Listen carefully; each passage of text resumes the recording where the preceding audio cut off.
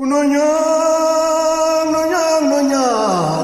up, guys? Welcome to the Jonathan Benaya podcast, a show that is wild, very wild.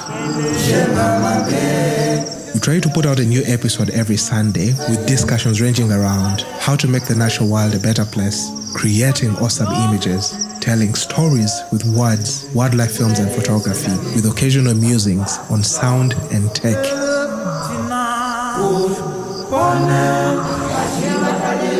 I do share a lot of my own personal experiences, and from time to time, I'll have one or two guests on the podcast to share some insightful discussions.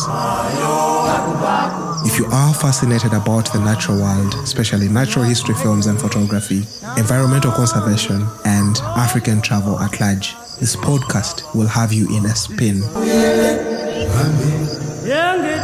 So thank you so much for tuning in and enjoy your time here.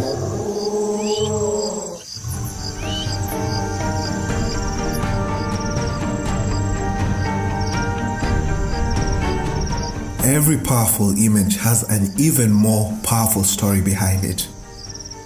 For me, Africa is home. I love the sounds. I love the smells of Africa. I love the vibrance that there is in Africa, especially in the bush. And I feel most complete and my soul comes alive when I'm out there in the bush. Working with people is incredible, but working with wildlife is perhaps even more colorful. Unfortunately, you cannot move them around like you would a model in a studio. You can't tell them where to stand, and you can't tell them to dress a particular type of way. It is a story of a movie with no script. Now, in an all-new episode coming to the podcast this Sunday, I bring on 3 guests to discuss the fascinating topic of wildlife photography, or call it nature photography. One of them is a notable wildlife photographer who's been shooting for over 46 years. My second guest is an expert travel and nature aerial photographer.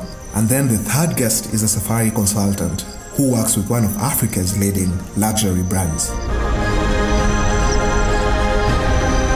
I am super pumped for this week's 3-part episode, so be sure to tune in. The podcast is available on all major streaming platforms including Apple Podcasts, Google Podcasts, Spotify, Radio Republic, Pocket Casts, and I believe this particular episode may run on YouTube as well.